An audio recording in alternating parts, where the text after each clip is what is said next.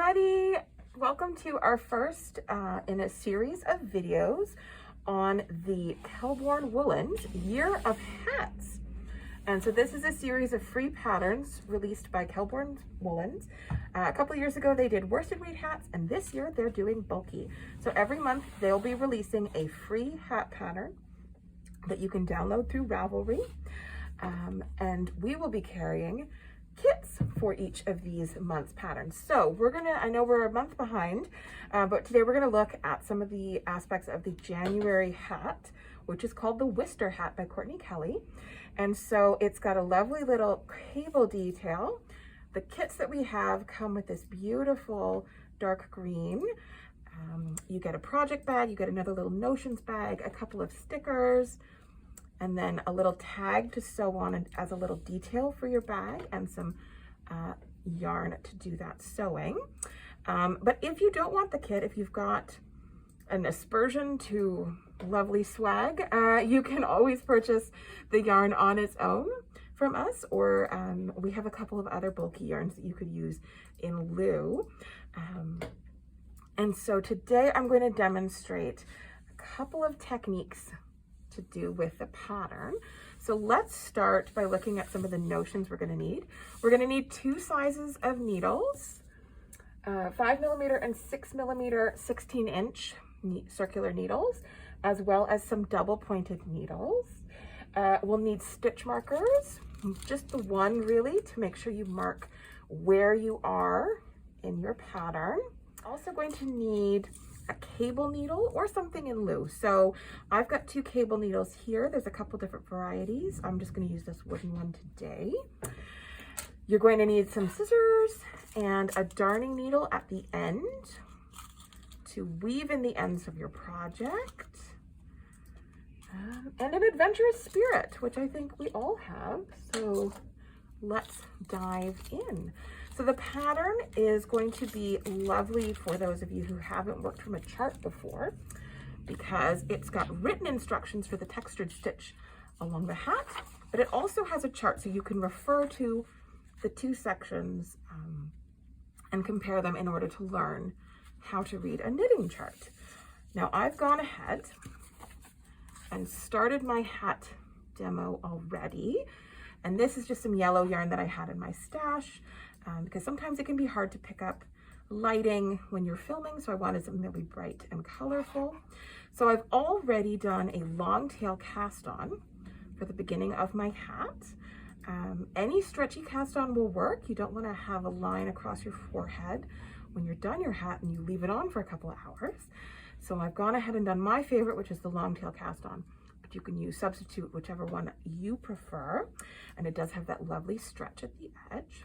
And then I've also gone ahead and done my 1x1 ribbing. I believe it's 2 inches of 1x1 ribbing. And I've switched from my 5mm needles, which is what I was working this on, to my 6mm needles. And then I did a little practice repeat so that I would know what to say today. So if we take a look at the pattern, we can see that we start with our brim and we switch for our larger needles. We do a quick slip and purl setup row, and then we go to this chart here. And if you've never worked from a chart before, the rule of thumb is you need to start in the bottom right hand corner, work across this row from right to left, and then when you finish the row, you bump up to the second and you start and you go in this variety. And what you should see is that the image that your chart has should be reflected in your knitting. So we can see my cable stitches are slanting in the same direction. I have my bumpy purl rows alternating just like this. So that's how I know that my reading of the chart is going okay. So let's take a look at the chart real quick before we dive into our actual cable knitting. So this has a key here. So we have this 2-stitch section with a little left leaning slant. So that is our cable stitch right there. It's a cable, a 1x1 cable. So one stitch crossed over another, and it's left leaning, as we can see.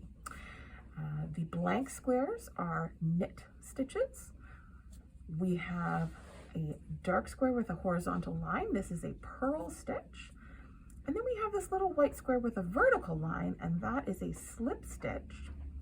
And if we go back to the beginning of the pattern, we can see they make a note that you're going to slip all of your stitches purl-wise with the yarn in the back. So we'll just remember that when we get to that stitch. Okay, the last thing we need to know about this chart, so we know what direction to read it in. We know we have our key. The last thing we need to know is this pattern repeat. What does that mean? So what that means is we start our round here, we get to this gray line, and then we repeat this section right here around and around and around until we get to the end of the round, and then we come up to the next row, go until we hit this gray line, and then repeat between the gray lines around and around and around. And the one thing you'll notice is that it does something funky on row number 7. So we will have to pay extra special attention when we get there. And we might even refer back to the written instructions to make sure that we understand what we're doing perfectly. Alrighty. So I have already knit rounds 1 through 8 once through on my own. And so now I'm going to do it again with you folks. Okay, so I've swapped out my stitch marker and I am ready to start my second of 4 repeats of this chart. So I'm going to need my cable needle, and I'm going to start at this bottom right hand corner, and I'm going to start right off the bat by doing a 1 by 1 left leaning cable. Okay, so I'm going to take this first stitch on my needle and I'm going to put it purlwise, always purlwise, onto my cable needle. I'm then going to knit the next stitch and then go back and knit the one that I put on pause, because that's really all that cable knitting is knitting your stitches out of order, putting them on pause and then knitting them out of order. Okay, so I have done my cable, and now I'm going to knit 2 stitches, and now I've hit the pattern repeat in the gray section. So let us grab our cable needle again, slip 1 stitch purlwise, knit the next stitch, and then go back and knit the first stitch. And you'll see that I've tried to pull a cable needle that is about the size of my needle, as close as I can get to it, because I don't want my stitch to shrink in the time that it's not on my actual knitting needle. Alrighty, so let's do another 2 knit stitches, and we'll do this again.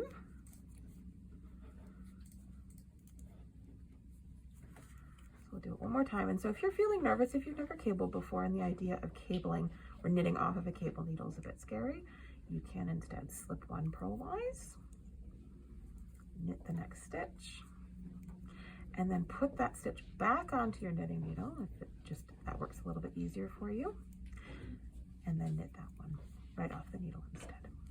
And so we're just crisscrossing our stitches here. So we'll knit 2 more plain stitches. Now, because this is a fairly simple cable pattern and it doesn't stretch over multiple stitches, you can actually do this cabling without a cable needle if you're feeling bold and adventurous. So to do that, there's a couple different ways. I'm going to start with the most obvious one, which is just to let the stitch come off the needle, knit the next one, pick that one back up and knit it. I know it's a little bit scary, but the reason why I can do it is also because the yarn that I'm working with has a bit more tooth to it, and so it's less likely to drop and slip compared to like a very soft superwash merino. So I'm going to let that come off again, knit the next one, pick it back up again, and we're doing that in the front of the work because I want our cables to slant leftwards, and we can double check, go back in and double check that they're slanting the right way. And so I'll do this one more time. So pop it off, it's hanging out in the front, knit, go back and pick up the one that we dropped off, knit that one, and then 2 stitches, and so forth until we hit the end of the round where the stitch marker is. And now we're going to do row 2. And so row 2 is a lot simpler. There's no cabling involved, okay? So let's read through it really quickly together. We're going to purl 1, because that's a purl stitch. We're gonna slip 1 with the yarn in back. We're gonna purl 2, and then we hit our pattern repeat grays. Purl 1, slip, purl 2. Purl 1, slip, purl 2. Purl 1, slip, purl 2. Which is actually ends up to be slip 1 and then purl 3. Slip 1, purl 3. And you'll want to make sure that your slips are lining up with your cable stitch, okay? So let's make sure that we do that correctly. So we're going to start with a purl stitch here, and I will draw quick attention to the fact that when I'm moving from a knit to a purl, I bring my yarn between the needles to the front and I purl. Then I need to slip 1 with the yarn in back. So again, I move my yarn between the needles to the back, slip 1 purlwise, bring my yarn back to the front and purl 1 and 2, and then 1 again. Bring the yarn to the back and slip yarn to the front. We're going to purl 3, yarn to the back, slip 1, and so forth all the way around until the end, and we will be ending with 2 purl stitches. Okay, so I've gone ahead and I have knit these rounds here. And so I'm now on round number 7. And the reason why I wanted to come back to the video was because the chart is doing something a little bit funky here. You can see our pattern repeat is dipped over to the side here. And so what we want to do is check in with the written instructions to see what's going on.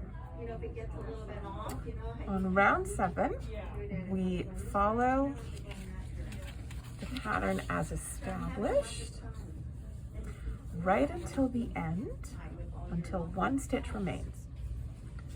Alrighty, so we're working across until we have 1 stitch remaining. Here it is.